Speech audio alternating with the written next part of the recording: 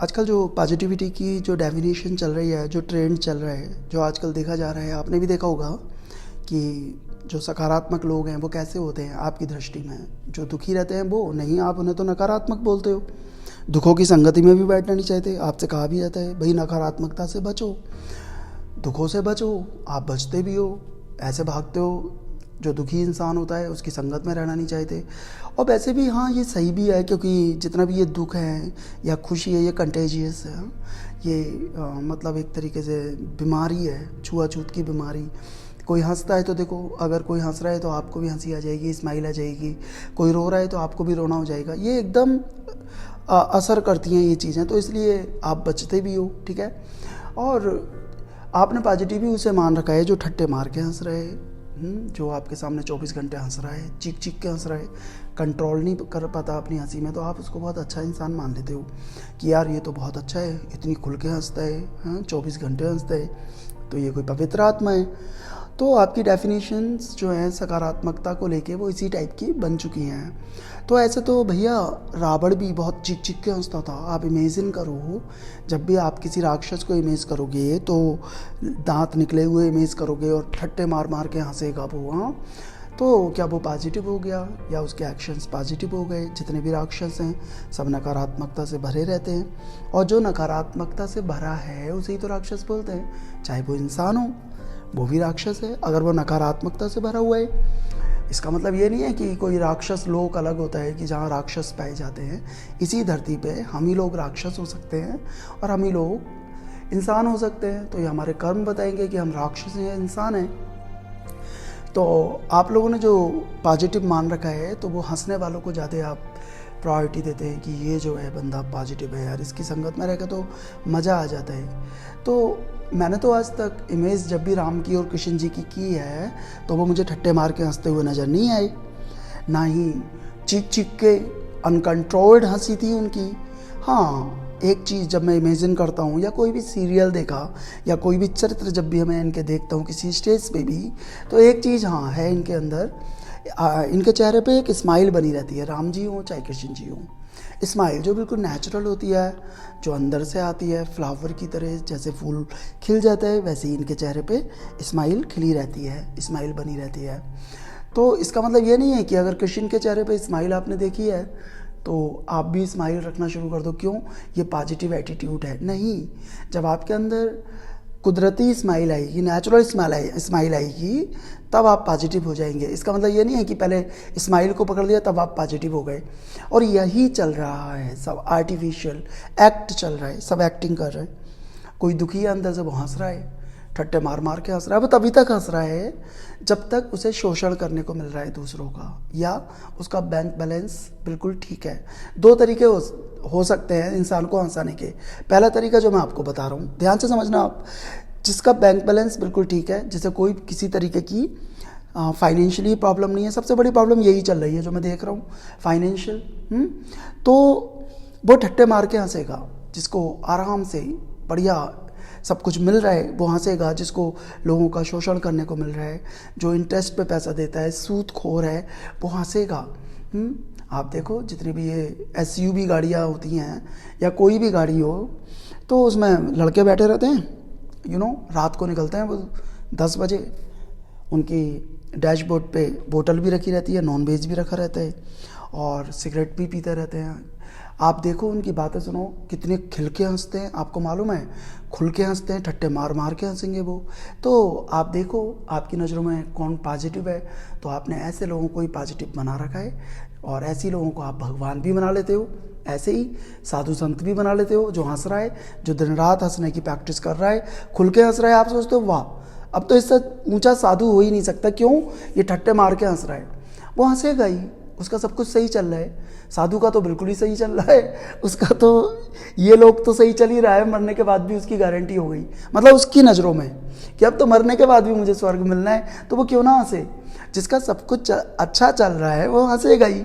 और यही है आपके नज़रों में, और इसीलिए आर्टिफिशियलिटी बढ़ रही है और पाखंड बढ़ रहा है, क्योंकि आपने छोटी छोटी चीज़ों को पॉजिटिविटी से जोड़ दिया है कि ऐसा इंसान होता है तो वो पॉजिटिव होता है। आपने देखा होगा सुबह कितने लोग पार्क जाते हैं, बूढ़े लोग भी पार्क जाते हैं, जो हंसने की प्रैक्टिस करते हैं, पैसा देते हैं, उन्हें हंसाया जाता है, और वो हंसते हैं, ठट्टे मार मार के राक्षसों की तरह हंसेंगे। हाँ, थोड़ा बहुत वो लंग्स को थोड़ा बहुत एक्सरसाइज मिल जाती है हंस के, ठीक है, एक्सरसाइज कर ली। लेकिन अगर आप सोचो वो पॉजिटिव हो गए या वो तो हंसते हैं, तो ये बिल्कुल गलत है कि वो पॉजिटिव हो गए। ये हंसी बिल्कुल कृत्रिम हंसी है, और ये हंसी बिल्कुल बेकार हंसी है, ठीक है। आपकी जितनी भी दिनचर्या है या एक्टिविटीज़ हैं परमात्मा के मार्ग की, वो ऐसी ही बन गई हैं। जैसे मीरा की तरह डांस कर रहे हैं लोग, मीराबाई की तरह नाच रहे हैं, ट्रेंड डांसर। आप मीरा की तरह कि आप कृष्ण की तरह बांसुरी भी बजा सकते हो, नाच भी सकते हो। क्या वो डिविनिटी आ पाएगी आपकी बांसुरी बजाने में जो कृष्ण की बांसुरी में आती थी? या जो स्माइल राम जी के फेस पे थी उसे आप सकारात्मक बोल सकते हो? क्या आपके फेस पे आप उसकी भी प्रैक्टिस कर सकते हैं राम जी जैसी स्माइल की? तो क्या आप राम जी जैसी स्माइल करने लगेंगे? तो आप सोचो, एक पिस्टल आपके भी साइड में पड़ी रहती है। पहले धनुर्बाण होता था, धनुष होते थे, अब वो पिस्टल हो गई है।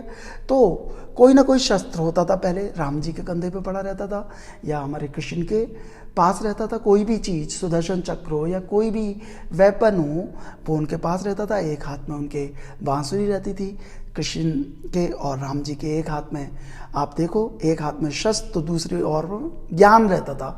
तो आप वैसे बन सकते हैं क्या? आप पिस्टल रख लो, आप धनुष रख लो, और आप सोचो आप राम हो गए, कृष्ण हो गए। वो चरित्र तो हो ही नहीं सकता जो परमात्मा का चरित्र था, जो राम कृष्ण का चरित्र था। क्यों नहीं हो सकता? क्योंकि आपने उसे ओढ़ा है, ऊपर से लाए हैं, अंदर से नहीं आया।